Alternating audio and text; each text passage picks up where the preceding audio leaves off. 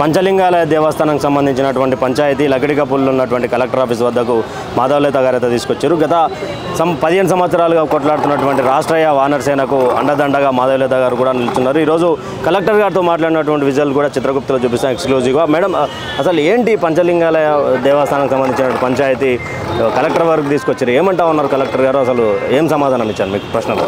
చాలా తెలివైన విషయం ఏం జరిగిందంటేనండి, 3.5 ఎకరాల వరకు ఉన్న పంచలింగాల దేవాలయం సంస్థ భూమి ఇది ఎండోమెంట్స్ నుంచి మీకు ప్రూఫ్స్ ఉన్నాయి, మీకు ఆర్డీఓ నుంచి ప్రూఫ్స్ ఉన్నాయి, మీకు అన్ని రకాల పహాణీలలో ఉన్నాయి, మీకు ఉర్దూలలో రాసిన రోజులలోనే ఉన్నాయి. ప్రూఫ్లకి ఏమీ తక్కువ లేదు. కానీ ఈ భూమిని కబ్జాదారులు గత 15 ఏళ్ల నుంచి క్లియర్గా 15 ఏళ్ళు అయిందని ఆయన 15 ఏళ్ల నుంచే వీళ్ళు మన బీఆర్ఎస్ గారు గవర్నమెంట్ కానివ్వండి, ఇటు కాంగ్రెస్ గవర్నమెంట్ కానివ్వండి, నాకేం ఇబ్బంది లేదు, నిర్భయంగా చెప్తా, వీళ్ళ టైంలలో బాగా అన్నదమ్ములు అక్కచెల్లెళ్ళు పంచుకున్నట్టు దేవాలయాల భూములు చాలా పంచుకోవడాలు జరిగింది, కబ్జాదారులకు ఇవ్వడం జరిగింది. ఆ కబ్జాదారులు దీంట్లో ఇల్లీగల్గా ఇండ్లు కట్టుకోవడం జరిగింది. వానరసేన వాళ్ళు పాపం 15 ఏళ్లుగా ఇది ఫస్ట్ బిల్డింగ్ పునాది పడుతున్నప్పటి నుంచి వెళ్తున్నారు, గొడవ పడుతున్నారు, పోలీసులను అప్రోచ్ అయ్యారు, ఎండోమెంట్స్ అప్రోచ్ అయ్యారు, కలెక్టరేట్ అప్రోచ్ అయ్యారు, ఆర్డీఓకి అప్రోచ్ అయ్యారు. తమాషైన విషయం ఏంటి అని అంటే, జోనల్ కమిషనర్ వాళ్ళే వెళ్ళి ఎంఐఎం ఆఫీస్లో కూర్చొని ఎమ్మెల్యేలతోటి డీలింగ్లు కటింగ్ చేస్తున్నారండి. ఏం మాట్లాడతాను చెప్పండి? ఎక్కడుంది న్యాయం? ఎవరిని కాపాడగలుగుతాడు? కంచే చేను మేయడం అంటారు దీన్ని. వీళ్ళు పోరాటం జరుగుతూనే ఉంది. ఈ రోజుకి వీళ్ళు ఎన్ని ప్రజావాణిలుగా వచ్చారు, నేను ఈరోజు ప్రజావాణికి రావడం జరిగింది. కలెక్టర్ గారి ముందు, అయ్యా మేము ఇట్లా ఆల్రెడీ ఇచ్చాము, దీనికి మీ సమాధానం ఏమిటి? ఎందుకంటే నేను కొత్తగా చెప్పేది ఏం లేదు, వాళ్ళు తెలుసుకునేది ఏమీ లేదు, ఇక్కడ టైం వేస్ట్ అనగానే, అది కాదు చూడండి, మేము ఇది చేస్తూనే ఉన్నాము, మేము ఇది ఆలోచిస్తూనే ఉన్నాము అంటే 15 ఏళ్ల నుంచి ఒక్కొక్క కలెక్టర్ ఆలోచిస్తూనే ఉన్నాడు ఆయన స్లో మోషన్లో. నాకు డేట్ ఇవ్వండి అని అడిగాను. ఎప్పుడు బిల్డింగ్లు కూలగొడతారో డేట్ ఇవ్వండి అని అడగగానే, అది కాదండి 50 ఏళ్ల నుంచి పాపం వాళ్ళందరూ ఉన్నారు కదా, వాళ్ళ జీవనాధారం కదా అంటే, కలెక్టరే స్వయంగా 50 ఏళ్ల నుంచి కబ్జాదారులు కబ్జాలు చేసుకుంటూ ఉన్నారు, మేమేమీ చెయ్యకుండా ఇట్లా కూర్చొని ఉన్నాము అని అందరూ ఎదురుకుండా ఒప్పుకున్నాడు ఆయన. కావాలంటే వేరే రికార్డింగ్స్ కూడా ఉన్నాయి, వినండి. ఆయన ఏమన్నాడు, 50 ఏళ్ల నుంచి వాళ్ళు ఇక్కడ ఉన్నారు కదా, పాపం కదా, కబ్జాదారులు పాపం, కబ్జాదారులు ఇండ్లు కట్టుకుంటే పాపం ఏడో స్త్రీ పాపం ఏడుస్తోంది, అందరికి ఇచ్చారమ్మా 2 బెడ్రూమ్ నాకు ఇవ్వలేదని ఏడుస్తోంది.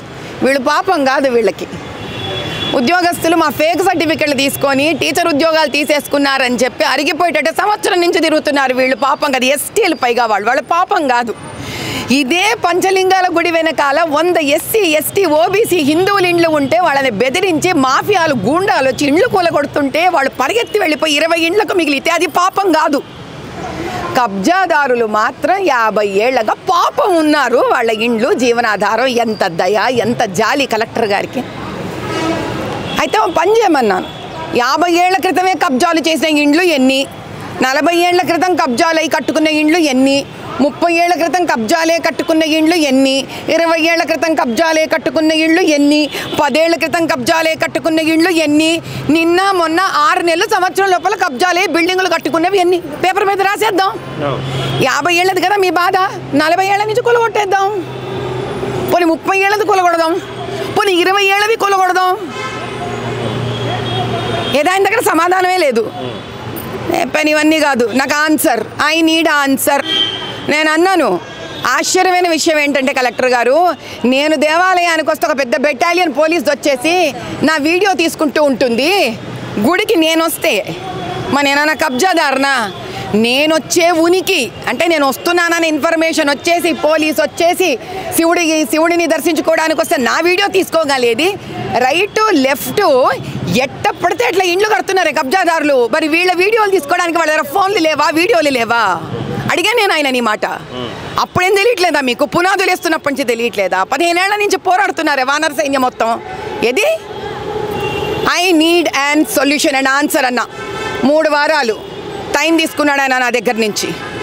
నేను మళ్ళీ జూన్ 30కి ప్రజావాణికి వస్తున్నా. వీళ్ళు కూలగొట్టి పరిష్కారం ఇచ్చారా? ఇచ్చారు. లేకపోతే రాజ్యాంగం ప్రకారంగా నేనేం చెయ్యాలో నేను అది చేస్తా, గుడి మాన్యం గుడికి తిరిగి ఇప్పిస్తా. సింపుల్. Right madam.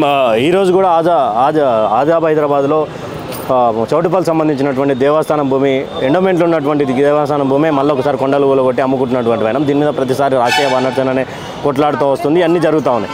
ఎందుకని ఎండోమెంట్లో ఉన్నటువంటి భూములే కబ్జాలకు గురవుతా ఉన్నాయి మేడం? అంటే ఎండోమెంట్ శాఖకు సంబంధించినటువంటి తప్పు అంటారా, లేకపోతే కబ్జాదారులు అతిమీరినటువంటి తత్వం అనుకుంటారు? చాలా మంచి ప్రశ్న వేసినాను ఆయన. చెప్పనా దీనికి సమాధానం ఏంటో?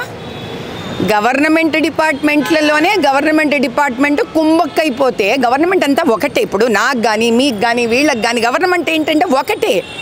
అది ఎండోమెంట్స్ డిపార్ట్మెంట్ ఉండని, ఎలక్ట్రిసిటీ డిపార్ట్మెంట్ ఉండని, ఏపీఎస్ఆర్టీసీ ఉండని, టీచర్స్ డిపార్ట్మెంట్ అవని, ఎడ్యుకేషన్ డిపార్ట్మెంట్ అవనివ్వండి, దాని తర్వాత ఉమెన్ అండ్ చైల్డ్ వెల్ఫేర్ అవనివ్వండి, ఎస్టీ ఉండని, ఎస్సీ ఉండనివ్వండి, ఓబీసీ ఉండని, గవర్నమెంట్ అంటే మనకు ఒకటే. సో గవర్నమెంట్ ఒకటైపోవడం కష్టం కాదు. So government departments ఒకటైపోయినాయి.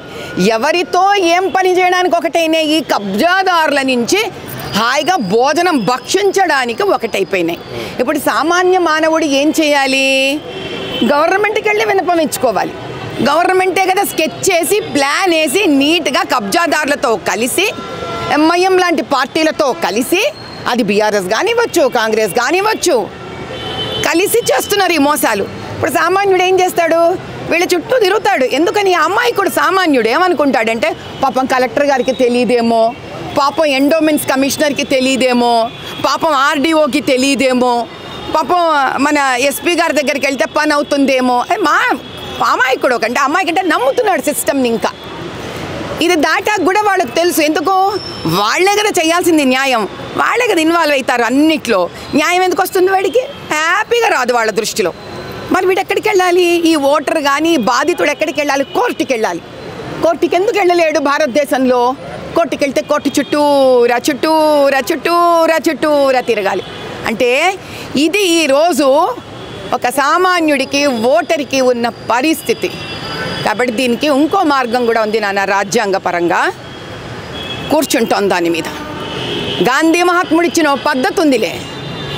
ఇటు గనక వీళ్ళు కదలకపోతే వానరసేన మేమందరం కలిసి పంచలింగాల దేవాలయంతో నాంది పలుకుతాం. శివుడి ఇది, శివుడి మాన్యం, శివుడికిచ్చి తీర్థం.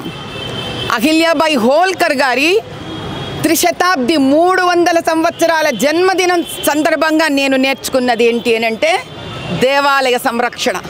ఈ శివాలయ సంరక్షణ చేసి కానీ నా ఊపిరిపోదు.